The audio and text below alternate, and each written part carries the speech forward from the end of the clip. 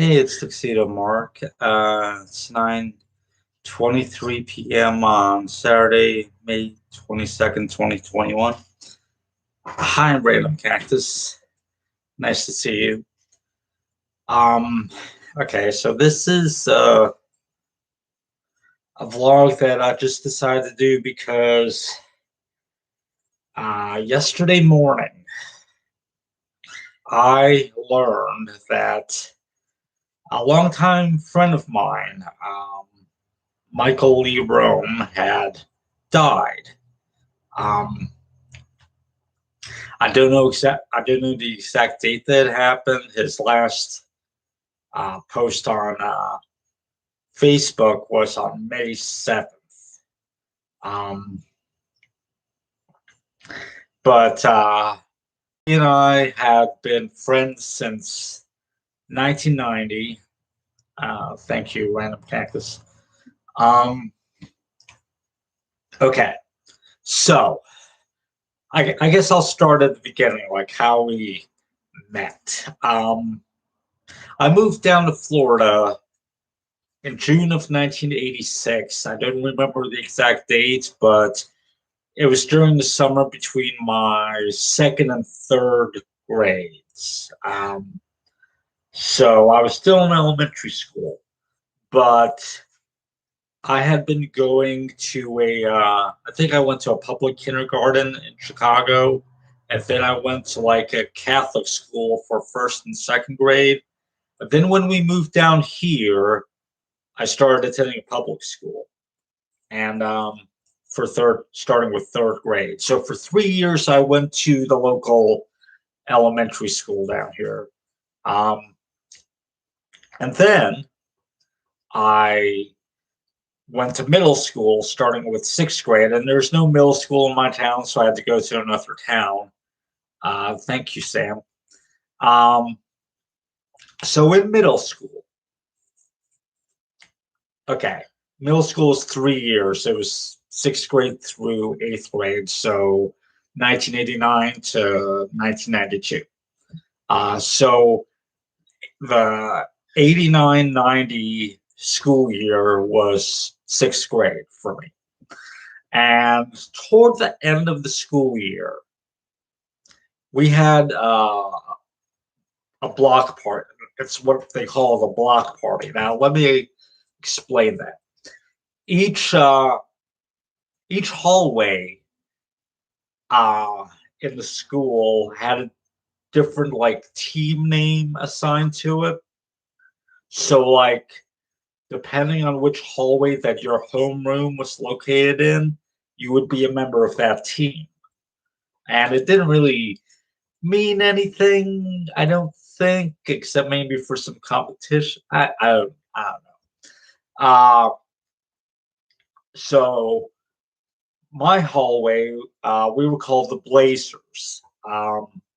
We even got these T-shirts, like Blazer T-shirts that were ordered for us. They were like blue T-shirts with a white sign that said Blazers on it, and like a white blazing sun logo. Um, I remember when I got it, I like to stick my nose inside and smell the new T-shirt smell. And I think I pretended I was like getting high off it or something. It's dumb, but anyway. Um, so toward the end of the school year, I believe it was in May of 1990. Um, we had a block party. I don't remember what the occasion was or whatever, but basically they would close off our hallway because the middle school in the hallway they had these giant doors that they could close and no one could get in or out. And so the entire hallway was just one big party. Like each classroom had like music and snacks and all the stuff going on in it, and the kids could just walk freely between classrooms and then hang out in the hallways, and it was fun. Um, anyway, back during this time period, basically the entire time from elementary school to like college, I guess. I was a goofball. Um, I think these days my present day self would find my past self kind of annoying, probably very annoying. But I was just like, I was all weird and just doing stuff. I'm not sure why, honestly. Maybe it was just for attention, or I was just like, you know, do weird stuff. Yeah. But anyway, so I got this idea in my head to do a rain dance, to try to make it rain. I don't know where I got this idea from, but I just decided to do it. I was chanting the rain dance and dancing and stuff like that. Now, apparently, this one guy, Mike Rohm, got word that someone was doing a rain dance. And we eventually met. I don't know exactly how. It was during the party. I don't know who found who, or if he was just trying to seek me out. I'm not sure. But I remember one line that he said to me. He was like, "Listen, kid, you cannot make it rain." That's all that I remember from that first meeting. Um, I didn't see him again for the rest of the school year, which wasn't very long anyway, because I think school year ended in early June. I'm not sure. But so summer vacation passes, and then we start seventh grade in the fall. Sometime during seventh grade, I'm just in the cafeteria during lunchtime, just eating my lunch. I think someone else might have been sitting with me. I'm not sure, but so I'm eating my lunch. Then I hear this voice behind my back saying, "Well, looky what we have here." And I probably didn't know it at the time. Not sure. Maybe I'm not sure, but it was the line that was spoken by Biff Tannen in the original Back to the Future. Um, so turn around and there's Mike standing there. So I immediately recognized him. So I started doing the rain dance in my seat. And somehow he sat down, joined me at the table, and we became friends. So yeah, that's how that started. Um, so we did the usual thing. We would sit together at lunch. Sometimes I would go over to his house. He would come over to my house. We usually like bring some items with us whenever we did that, like our video games. I mean, I didn't have video games right away, I think, because I think I got my Nintendo Entertainment System on Saturday, November 3rd, 1990, I think. I used to have the November 2nd date in my head, but I realized that was a Friday, so that would have been unlikely unless we just had the day off from school for whatever reason. But also, I think both of my parents were home also, so it would be weird that they wouldn't be working. So I think it was Saturday, November 3rd. But anyway, so if we went over to each other's house, we might bring over some NES games or some like VHS tapes to watch stuff, usual stuff. Sometimes we borrow each other's Nintendo games. Um, I lost an instruction manual to Mike for the Bard's Tale for the NES. I let him borrow the game and the manual. I never got the manual back. But anyway, so we'll just do that. I remember in eighth grade, there was a school dance. I believe it was called A Night with the Stars. It was just a typical dance that was held in the middle school cafeteria. It was like a party, a dance, whatever. Um, had a DJ. Mike and I both attended, and we basically just sat around and talked. We didn't have dates. um, anyway, I remember I got up and I did the locomotion when they did the locomotion, and along with Mike's friend Ricky, a guy from Kentucky. Ricky eventually, I think, moved back up to Kentucky, and we never saw him again. But anyway, sometimes it would be me, Mike, and Ricky sitting at lunch together, even though Ricky and I weren't particularly, we weren't close friends or nothing. But anyway, um,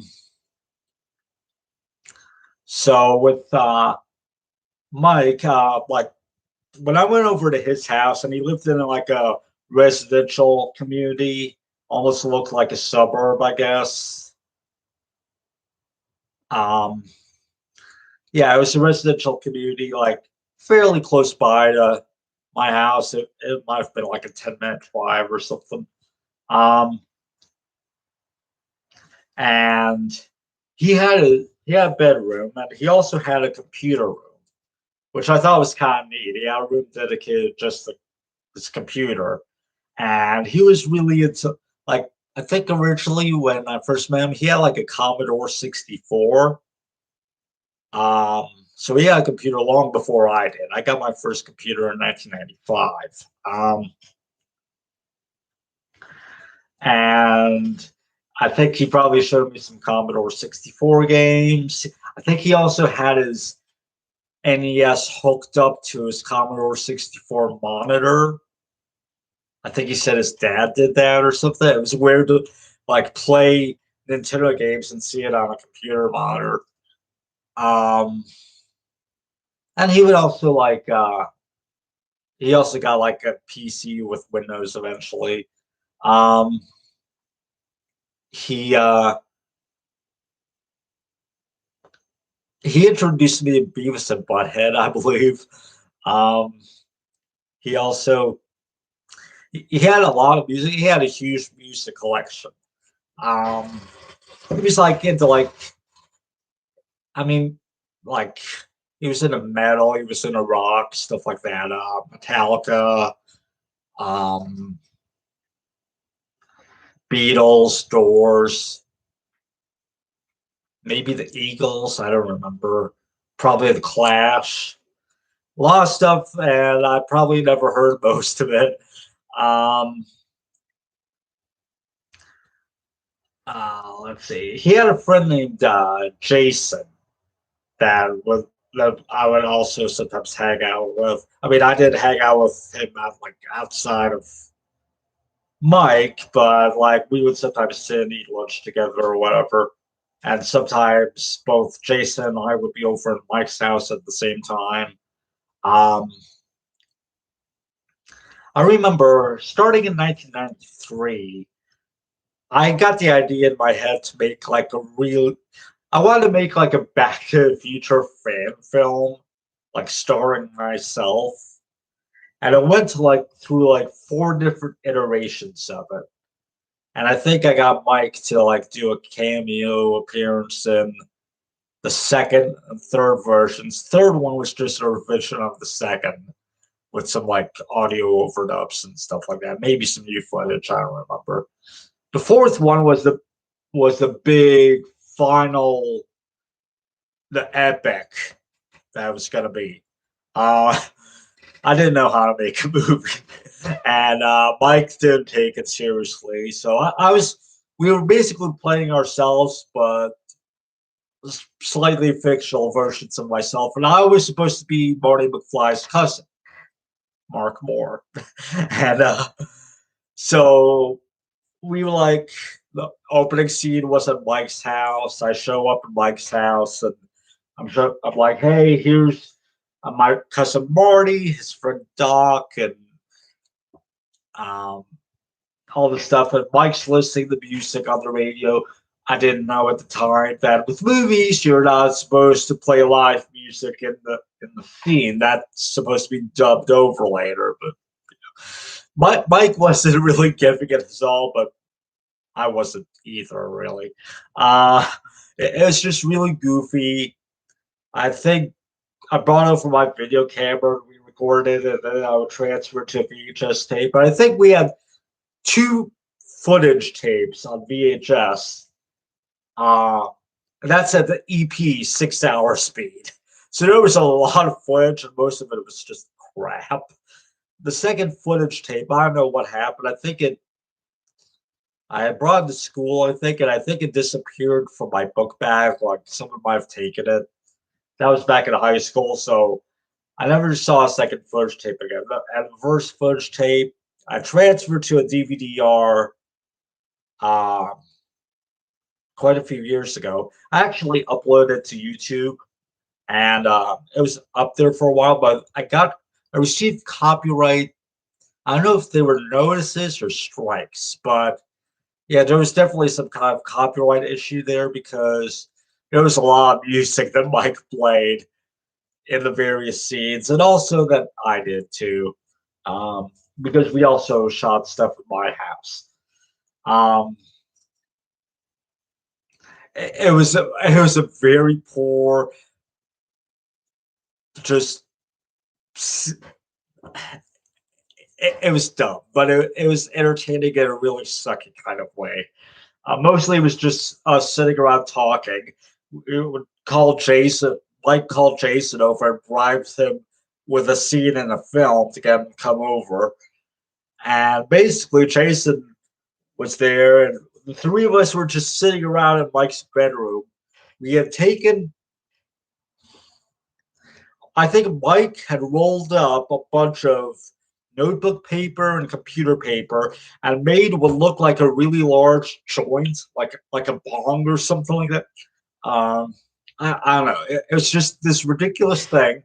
No smoke coming out of it whatsoever, but we pretended it was a joint, and we would just pass it around and pretend to smoke it, and all the while, the Doors is playing on like CD player, like Strange Day, or like I think it started with People Are Strange and then Strange Days. It was dumb, but yeah. So that was that. What else? He was the one that made my first. He made backups of some of my computer files for me before I got a CD burner because my first computer didn't have a CD burner. It was just CD-ROM. So I would copy files on the floppy disks, bring them over to his house, and he would make backups for me. It was nowhere near all of the stuff. So a lot of the stuff that I had created on my first computer and download off the internet and stuff like that, that's gone forever. But I do have some stuff from way back in the day, and that's because of Mike.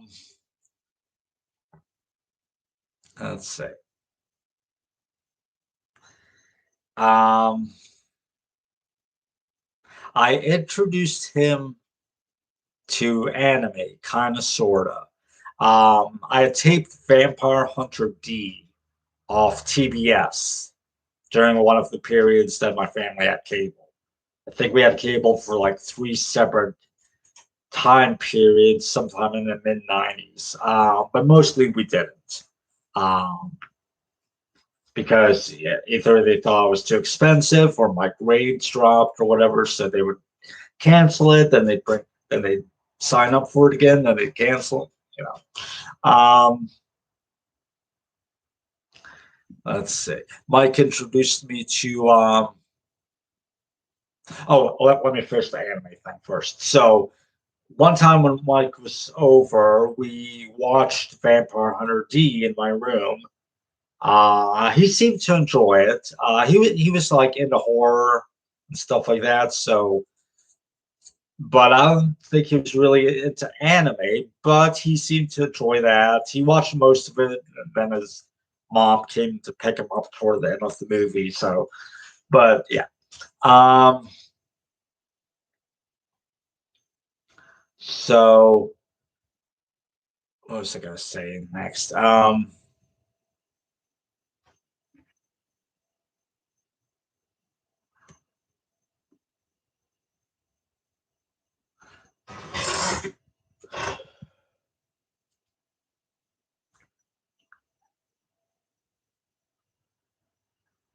Sometimes we would go bowling, like my mom or my sister, if she was visiting down here, would we would pick them up and take them bowling. In fact, the thumbnail um, that I put up for this video was taken sometime in either late 1990 or early 1991 during our seventh grade school year. Um, when it was taken at the local bowling alley. Um,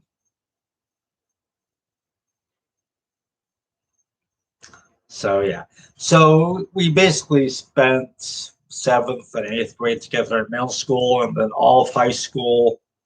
Um, and then I went to college after high school, and basically he stuck around in the area for like 5 more years after high school graduation. Um, I went to community college and then to university.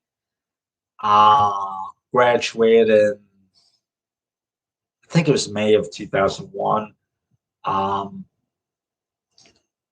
and yeah, somewhere around there. And actually, May of 2001 was the last time that Mike visited my house. He knew he would be moving. And actually, he had moved like once already because he had moved actually far closer to my house in another like residential community. Um, I forget exactly when that was, but yeah, that was cool because it wasn't as far of a drive to get to his house now. But yeah, May of 2001, I offered to come to his house, but he wanted to come to mine, and it was going to be the last time that we would see each other in person because he was moving to Ocala, which is quite a way away from here. Hello, Koro, Sensei, and Jorge. Um, so he came over here one last time in May of 2001, so about 20 years ago. I don't remember the exact date. Um, but anyway, so then he moved to Ocala. I actually saw him once more in person in 2003 because the office that I was working for at the time, there were actually three offices. Ours was a satellite office. The main one was in Gainesville, and there was also one in Ocala.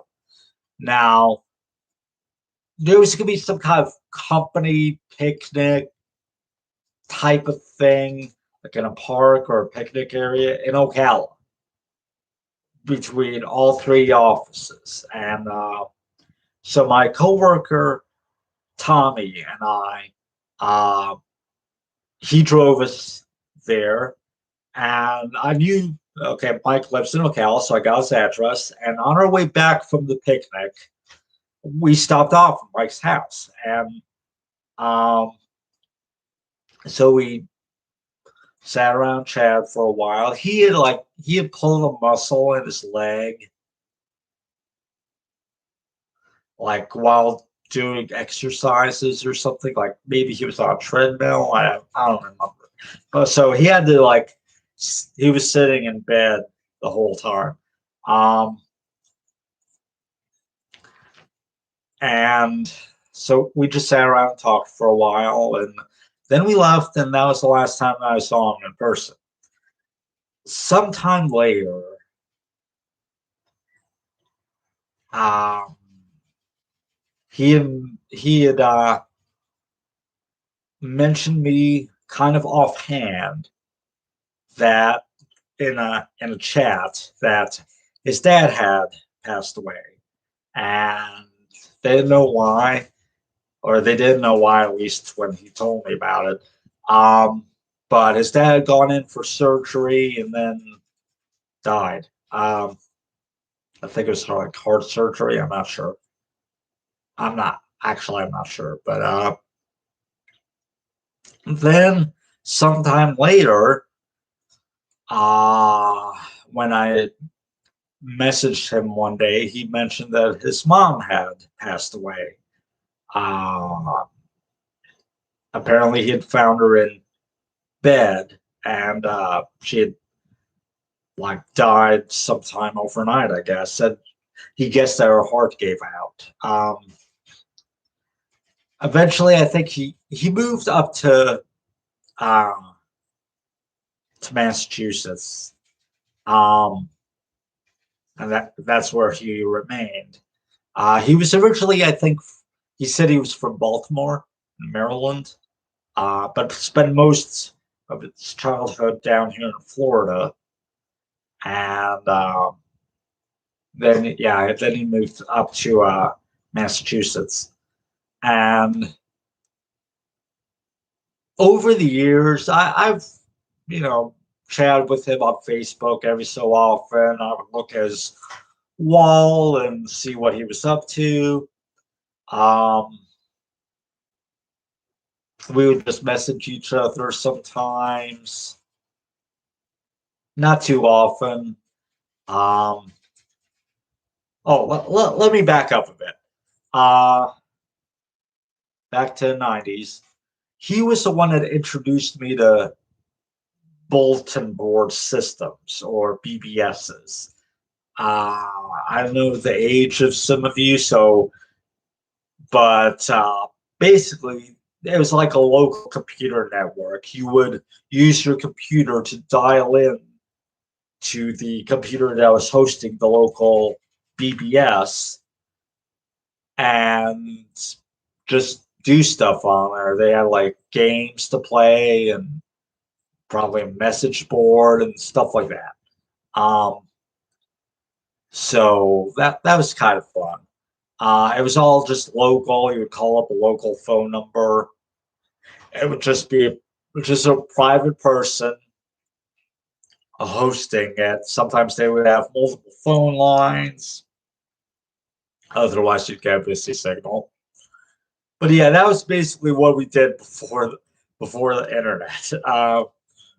And then I got on the internet in 1996. I think Mike was on before that. But I got my first computer in September of 1995. Did the bulletin board stuff. Then in September of 1996, my parents finally signed up for internet from a local. It was actually one of the bulletin boards that was also offering internet service. So that's how we signed up. And basically, we just had to mail a check in. That's how we did that back in the day. Um, I remember one time I was playing a game called Legend of the Red Dragon. It was a popular bulletin board door, as it's called. Door meaning like something to do on there, like a pre-installed program, like a game. Um, it was on a lot of bulletin boards back in the day. But anyway, I was in there. It was a text-only RPG basically. Sometimes with a little bit of like ASCII art. Anyway, so Mike came on there one night while I was playing, challenged me to a duel, and he defeated me. And when you're defeated, you go back in for the rest of the day. You gotta wait till the next day. So he beat me, and then I logged off.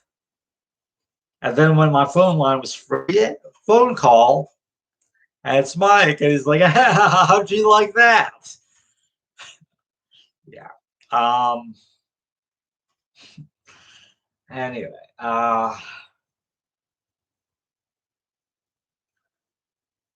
Let's see, what else? I remember one time I came over to his house and he just he had like someone's driver's license scan, like in open like program. I don't know if it was Paint or something, but he just casually mentioned that he was doctoring a friend's driver's license for him to make him look like older than he really was. Okay. Um, I think one time he mentioned that Jason come over to his house, probably stoned, and that he was trying to dodge the police or something. I don't know. And Mike was like, "Oh yeah, thanks for bringing them here." Um, let's see. Try and remember any other memories from when. Oh, I started up the Captain N internet fandom. And if you don't know what Captain N is, Captain N, the Game Master, was a Saturday morning cartoon series that ran for 3 seasons from 1989 to 1992. It was basically made to sell Nintendo games, and you can look up Captain N. Anyway, so I started the fandom basically by creating the unofficial Captain N homepage, which debuted on February 27, 1997, or at least that's when I sent all of the files and stuff for the page to the local um, internet provider so he could set it up because I couldn't do it on my own. And so I don't know if it went online on the 27th or early on the 28th. But anyway, so part of the thing for the unofficial Captain N homepage, I also created a fanfic continuation of the TV series. And I invited uh, other people in the fandom to write their own episodes. Um, yeah, I'd like to think so too. Thanks. Um, so Mike contributed some stuff. He didn't write a whole episode on his own, but he would like contribute scenes or yeah, basically sometimes we would co-write stuff and it was kind of weird and silly, but and he would participate in like the various message boards and chats and stuff like that. Um, he wasn't really a fan of Captain N, but it was just something that we did together. Um, let's see. Um,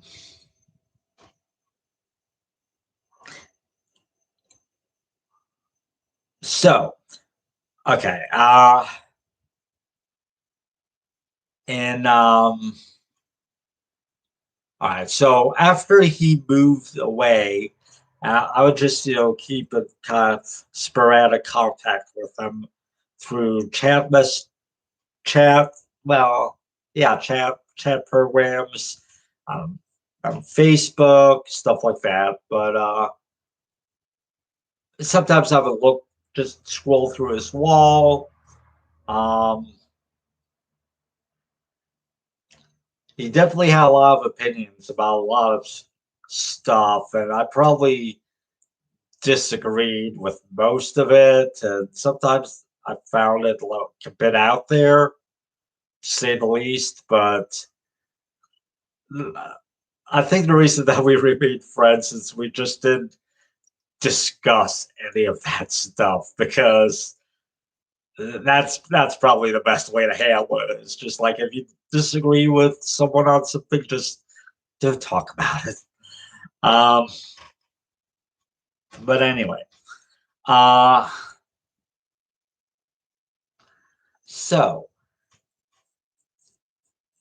uh, I know at some point, I don't remember, I don't know when. He always had trouble walking, even when I knew him down here in Florida. Um, there was something wrong with his legs. He probably had mentioned something about it, but I don't remember specifically what it was.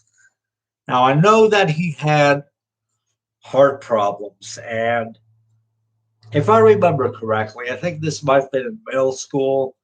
I think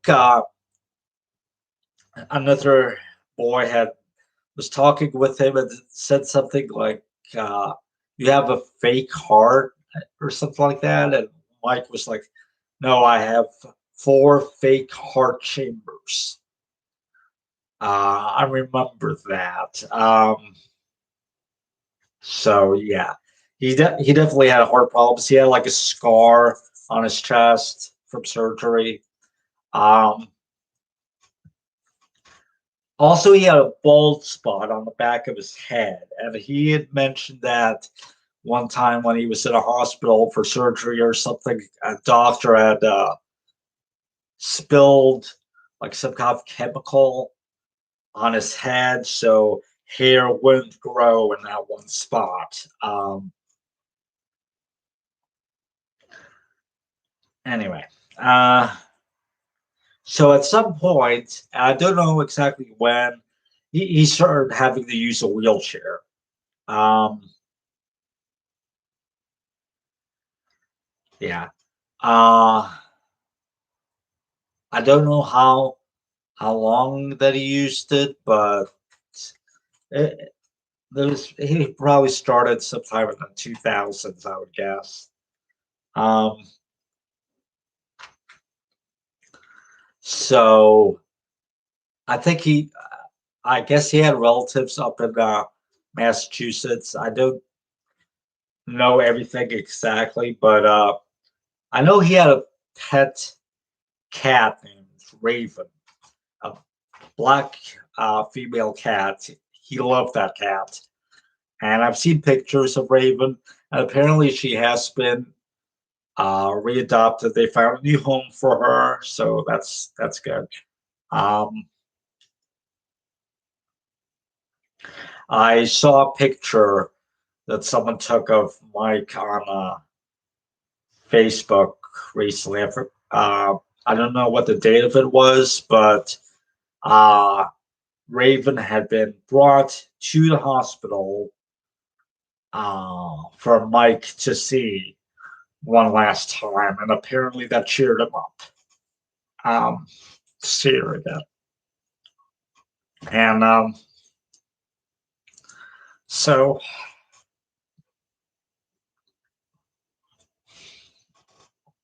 um,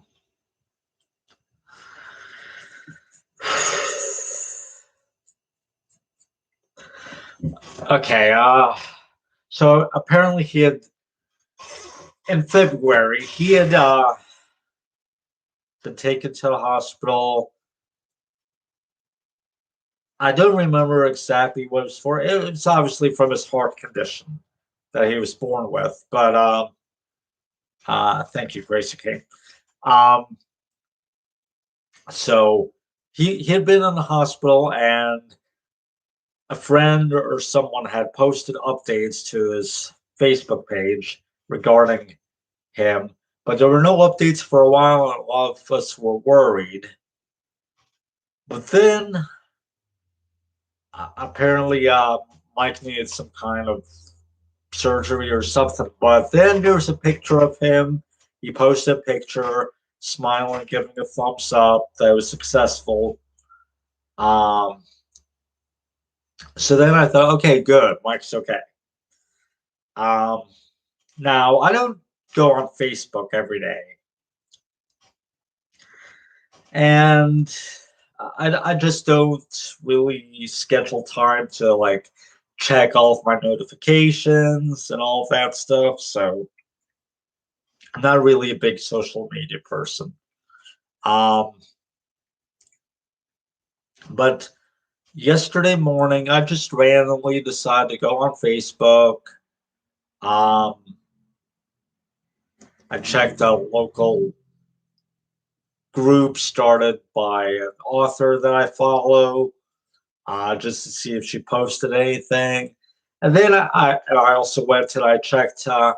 Mike's page because I had Mike on for a podcast that I recently started um, called Maniac Mansion Podcast. It's about a computer game, video game. It's something that we both played. He got me into it back in the 90s. Um, in fact, my copy of Maniac Mansion I got that from Mike. It was his copy. I traded Super Mario Brothers 3 to him for it, which some people have told me was a stupid move, but whatever. And I eventually got another copy of Super Mario Brothers 3 at the local flea market, so no big deal. I also traded Teenage Mutant Ninja Turtles 1 and 3. I didn't have to. I traded 1 and 3 to him for Mega Man 2 and 3. So that was pretty cool. Um, but anyway, so I recently decided to start a podcast about Maniac Mansion. Basically, I would talk about the subject of the episode first, and then separately, I recorded a segment where Mike called in through, I think it was through Facebook Messenger, um, and I would just talk with Mike about Maniac Mansion, and he would share his memories of the game and his favorite characters and the music and all that stuff. It was pretty long. I don't remember. I think we chatted for around 2 hours, and I recorded all of it. Now, obviously, I had to whittle it down and for the podcast and remove a lot of stuff where we just went off topic and talked about like Saved by the Bell and Full House and Perfect Strangers and all the other shows that we used to watch. Um, but yeah, I just sat around with like a 2 liter bottle of Pepsi. It was sipping on it while just chatting with Mike. It was the first time that I heard his voice since I last saw him in person in 2003. So that was pretty cool. We recorded this on February 8th, and he was willing to come back for future episodes. He was like, "Yeah, always at home. Just, let me know anytime and I'll come on." Now, obviously, later on in February, he had to go to the hospital, but then he got through it, so everything was fine. So yesterday, I was going to have plans to finally get around to recording the second episode of the podcast. I thought it would be monthly, but I've got so many different hobbies and projects and stuff like that uh, I just never got around to doing a second episode. But I was going to do it yesterday, and I was going to call Mike.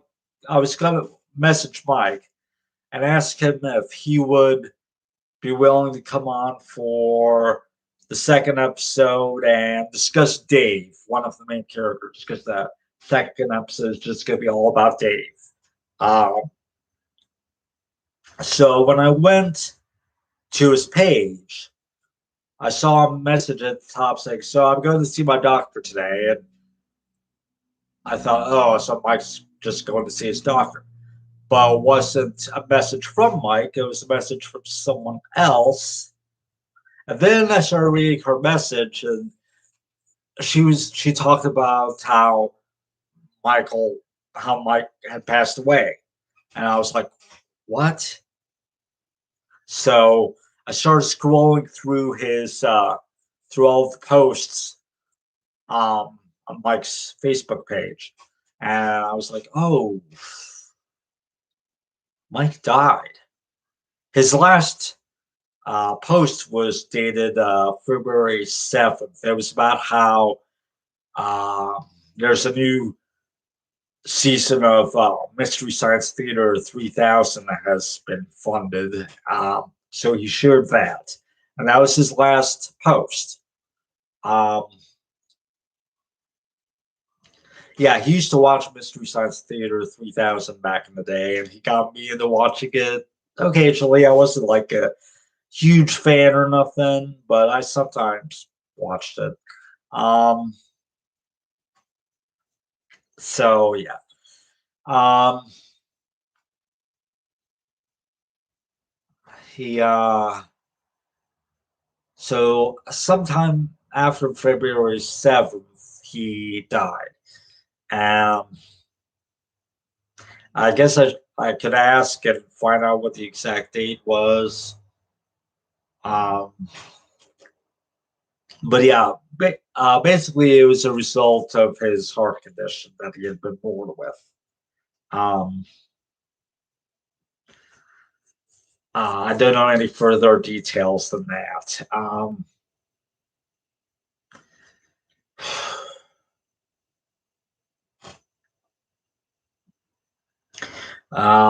Let's see. Oh, okay. So I know I'm jumping around back and forth. I have another childhood memory. Um, One thing that he used to do, and it wasn't just the two of us. He would also do this by himself or with other friends. He would sometimes record fake radio shows. And what those were, basically, he just had a portable radio. He would just sit in his room and pretend that he had a radio station and he was like hosting his own radio show as at the radio station at the Mike Rohm Studios or whatever. So basically, each radio show, thanks Rico, each radio show, he would start out by playing an emergency broadcast system tone, which he recorded off the radio. When did he die? Um, I don't know the exact date. It was pretty recently, but I only found out about yesterday morning. Um, but it was sometime this month, like either May 7th or sometime afterward. Um, but I don't check Facebook often, and that's why I didn't uh, know about it until yesterday morning. Um, but anyway, so back in like the mid to late 90s, he would record these radio shows on cassette tapes.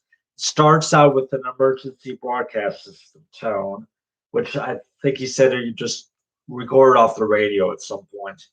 And then after a few seconds of that, it would fade out. And then he would play his theme song. And guess what his theme song was?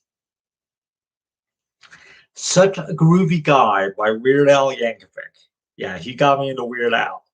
Um, so, if you've never heard this song, it's basically like a cheesy romance, like pickups song, like this, like Al is trying to pick up girls, but he's just being so weird and saying all this really weird oddball stuff that, yeah, no one would find him attractive. But anyway, so um, so that was Mike's theme song, and then he would usually start off his radio show with like, "Hey kids, where do you want to go?" And he would like, we would have like these different segments.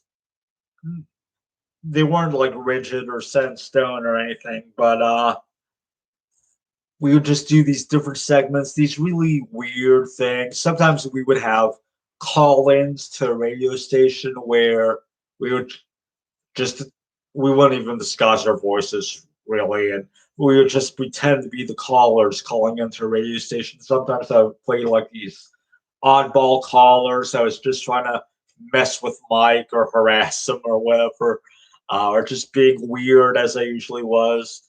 Um, Now I know how many shows that we taped, and I don't know how many shows that he taped on his own.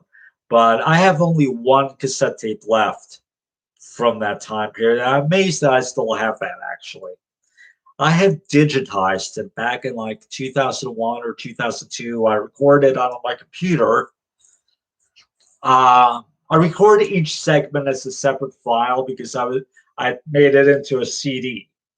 Like, and each segment was its own track on the CD, so it's kind of split up. But we the one remaining show that I have, and I don't know where I pulled this information, where I got this information from, but I had documented that I documented like the exact dates. Like one of them was a Saturday in June of 1992, and I don't feel like looking up the date right now. The other one was like a Tuesday in August of 1992. So this would have been in summer vacation between middle school and high school. It was between eighth and ninth grades.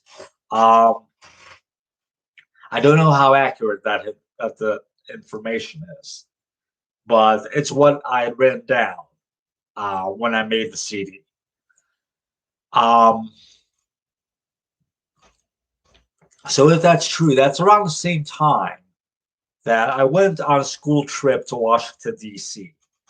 Um, yeah, they had like some kind of thing where you could sign up to have like a 6 day trip to Washington D.C. So I did that. It was through educational tours, I believe. Um, my parents paid for it. Packed luggage, and we had to take a bus to DC and then a bus back. Uh, I asked Mike if he was going to go, and he's like, no. And I'm like, why not? He's like, because then I would be stuck with the same a-holes, although he said the actual word, that I hang out with, that I'm stuck with all school year. Something like that, to that effect. He didn't want to hang out with the same people that he went to school with every day. Um, but yeah, we stayed in a hotel. We did the sightseeing, and we even went to an underground shopping mall. Um, Otherwise, we stayed in the hotel rooms, watched TV at night, stuff like that. Um, but yeah, so that was in June of 1992, and I still have a photo in my room that they took, and it's actually labeled June of 1992, although it doesn't have the exact date on it. Um, but we had a picture taken.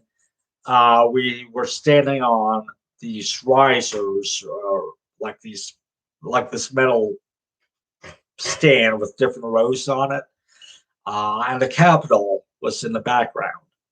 Now, I believe this wasn't like directly in front of the Capitol or nothing like that. It was like in a park or some kind of area like across the street from the Capitol. It was just basically there. It was an area set up just to have photos taken. Um, but yeah, I still have that hanging in my room. Um, so that was in June. So if I dated that radio show correctly, this was like either before or after that that trip. But yeah, apparently these were two separate radio shows, I guess. Probably on the same tape, and probably one side was in June, the other side was in August. I really don't remember. But yeah, we were just goofy, just saying these dumb things. Mike would have like fake interviews with like celebrity musicians, which he took from an episode of Al TV, which was one of Weird Al's specials that would air on MTV every so often, where Weird Al would have he would have occasional interviews with musicians, but he just took actual interview footage and filmed himself or taped himself in a similar looking setting as if he was talking to the musician. It would just kept it would like cut back and forth between the two of them, so it would look like Weird Al was interviewing these people when he really wasn't. And he would always ask these oddball, strange questions and put in an answer that yeah. Um, so Mike would just shamelessly rip Weird Al off, and he would like record these interviews onto a cassette tape, but then he would put his voice in place of Weird Al as if he's interviewing these musicians. But he would just totally rip off Weird Al, and ask the exact same questions. And it wasn't even like convincing editing because you could hear the sound of the tape recorder starting and stopping between each person talking. So it wasn't at all convincing, but um, yeah. He would also play the fake commercials that played during Al TV. Just as he, in his own words, he was just shamelessly ripping off Weird Al. Um, so yeah, we also recorded a show in the breezeway, like a TV show. I might still have the tape. I don't know. I had like hundreds and hundreds of VHS tapes that I got over the years. I would record stuff on my dad's video camera. They were on these small tapes, but then I would dump it onto a VHS tape. So I had a tape of a, a show recorded in the breezeway. I call it the breezeway. My dad called it the breezeway. It's basically like a sunroom. It's past the end of the hallway. Um, there's like a separate room between this room and the garage. Basically, it was like the sunroom, but we called it the breezeway. So we recorded a show down there. Might or might not still have the tape. Haven't seen it in years. Don't know which tape that's on, honestly, or even if I still have it. But there's still a bunch of VHS tapes in the breezeway. Might be on one of them, but my mom made me throw out a bunch of tapes um, years ago. And I probably already told this story, but so I'll skip that. But we also recorded like a behind the scenes special talking about how we were making the Back to the Future film. That was also done in the breezeway. Over in Mike's house, we recorded footage for like a fake trailer or TV spot for the Back to the Future film. Um, we recorded footage when one of my nieces was down here. Mike would tease her. He would hold up a baseball bat and go like "Headbangers Ball" and stuff like that. Um, uh, that was probably like early 90s, like 92, 93, something like that. Um, let's see.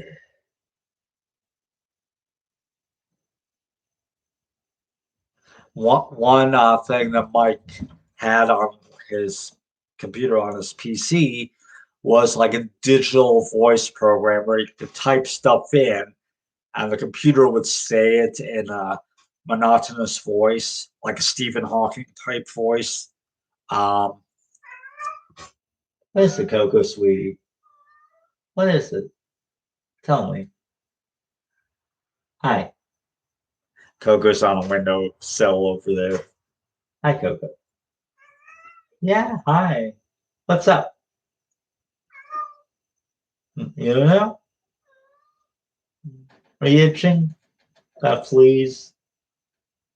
Uh, I gotta find a different flea treatment for the cats. I was using this peppermint oil thing from Walmart. It said it's a flea and tick home spray, and it said it's safe for the pets. But then I recently read that peppermint oil is actually not safe for pets, especially cats, because cats can smell a lot.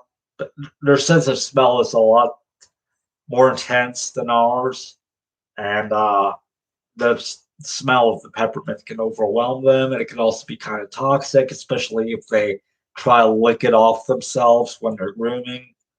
So I gotta find something else to treat the fleas. I don't want to use like any kind of chemical stuff, but what's it, Coco, honey? Hmm? Hi, Coco. What is it? Is it the fleas? Or what is it? You see something? Sometimes I have trouble figuring out exactly what the pets work. Um, what the pets want, I mean. Uh, but yeah, I read that peppermint is toxic thing on some blog or something. Um, and I also did like a Google search, and they all basically say the same thing. Um, so I gotta find. I want to find like some kind of natural treatment that'll get rid of the fleas, but also not harm the little kitties. Hi, Hermione. Hermione's flying on my desk here. Hi, hi. Um,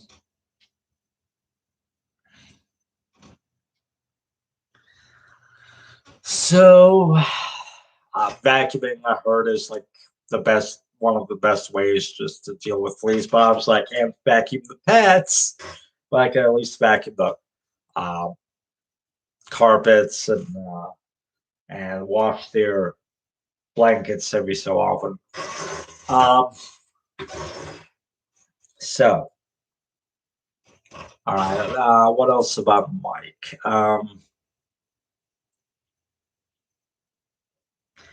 Yeah, we would just hang out at each other's houses, and oh yeah, he had the program where he can make the computer speak, and this was in the mid '90s. I was like, I thought it was high tech, you know. Um, he liked to make the computer curse. Yeah, he would just type curse words. He would have the computer curse out his various teachers that he didn't like, stuff like that. Neither of us were particularly mature at that age. Um, let's see.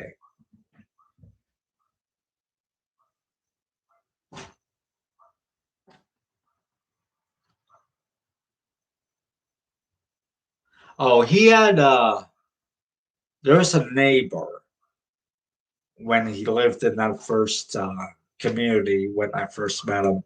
Um, there was also a kid that apparently went to our school, but I only maybe saw him a few times. Um, but I had Mike thought this guy was kind of like he didn't like him, um, and this kid who's our age in middle school, he had like a homemade jungle gym in his backyard, like his dad or whoever made a jungle gym for him. And I don't know, Mike thought, I don't know what Mike's problem with it was, but I guess maybe he thought it was an eyesore. He thought it looked stupid or whatever. He made up a dumb song making fun of the kid and his jungle gym. Anyway, he left a series of messages our on our answering machine's cassette tape, and amazingly, I kept it and I digitized it back in 2001. But I don't remember exactly when this was, but there was a message from my sister toward the end of uh, the tape, and she was asking me when my last day of school was. So this was probably during the end of a school year, like probably in early June or whatever. I don't know which year though, but sometime in the early in the mid '90s, I would guess. Um, anyway, Mike called just to leave a series of messages, and he was just being all silly and everything. I think my mom or dad like just didn't like hearing his voice repeatedly on the answering machine. But Mike would talk about how they tore that stupid jungle gym down. Like, okay, America has lost one of its great landmarks to idiots. I don't know what his problem was with the jungle gym, but uh, Um, so that was that.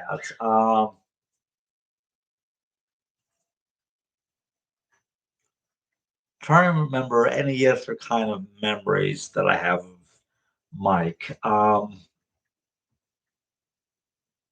Obviously, I didn't know everything about him, and he had like other friends besides me. One time when he let me borrow Maniac Mansion, and this was before um, I got it from him permanently. And I believe I told this. I believe we were discussing this story in the first episode of the podcast, so you can hear it there. Um, but he let me borrow Maniac Mansion. My mom takes me home. I try playing the game and I get a blank screen. It won't work. So I call up Mike. Mike's like, blow into it. I'm like, what? And he's like, blow into it. Apparently, this was like a fix for NES games back in the day. You blow into the cartridge and supposedly that would make it work. Who knows if it was true or not. But anyway, we couldn't get it to work. My mom even tried using her hair dryer on it to blow into the cartridge with her hair dryer. It didn't work. We couldn't get it to work. So my mom took me and we went back to Mike's house. So Mike already had some other friends over after I had left. So he had friends over. And I go to his room. He's with his other friends or whatever. And I'm like, I gotta get this to work. So he takes it, he blows into it, kind of slaps it around a bit, sticks it in his NES, turns it on, and the game starts. So then he just hands it back to me, and I leave the room, and my mom's like, "Well," I'm like, "It works." What is it, Lucky? What's it, Lucky? What is it, sweetie? What is it, sweetie? Lucky's on the floor down here in this basket. Hi, Lucky. What is it, sweetie? Anyway, um, so Lucky, calm down, sweetie. Always talk to the internet.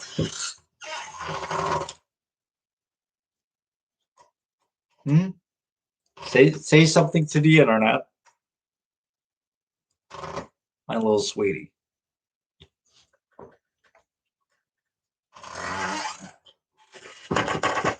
Um. Okay,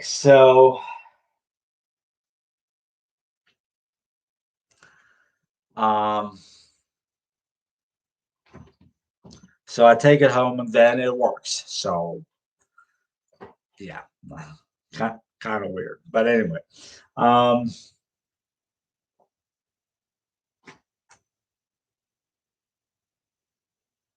um,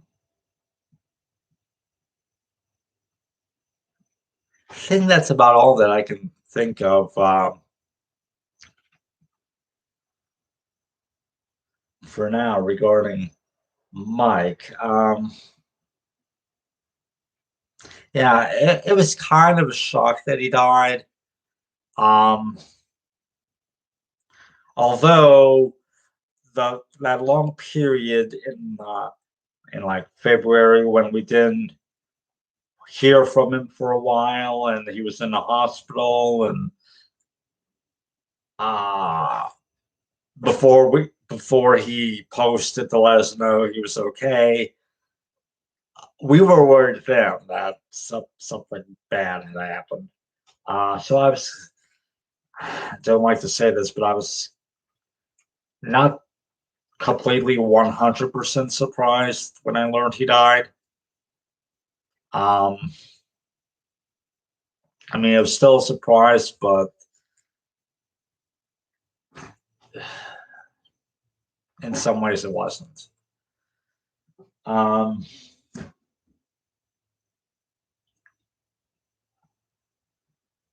so,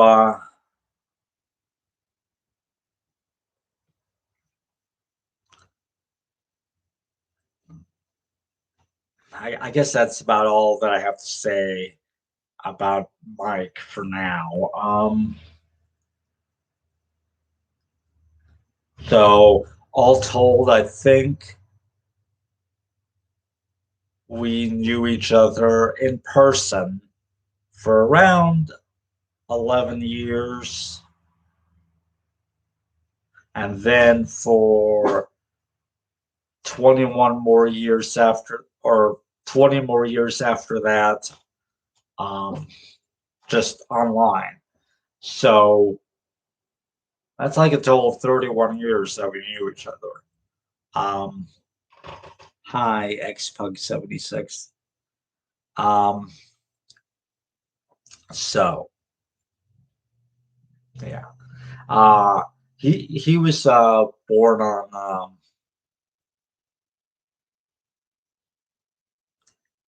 December 1st, 1978, I believe. I was born on October 18th, so I was, technically around a month and a half older than him. Um, Probably acted about 5 years younger than him, at least. I was so immature back then. Um, but yeah. So he was 42, the same age that I am. And yeah, I don't know what else to say. Um,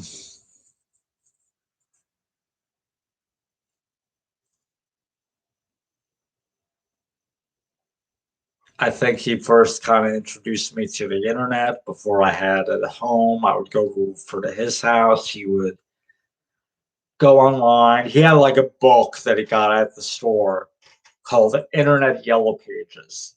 This was back when the World Wide Web was still pretty new. So there was a book called the Internet Yellow Pages with links to websites grouped by subject. So there's no way that you could do that these days. It would be obsolete fairly fast. Thanks, Darn. Okay. Uh, yeah, so I'm gonna um, end this. I'm gonna start up another live stream fairly soon, but that's going to be to do a live reaction to episode 2 of Supernatural. So if you want to stick around and wait for that, um, you can. Just to let you know, it'll be season 1, episode 2. Um, so I'm gonna set up the live stream right after I end this, basically, and then I'm gonna wait a bit to allow anyone that wants to join to join. Um, yeah. So anyway, rest in peace, Mike, and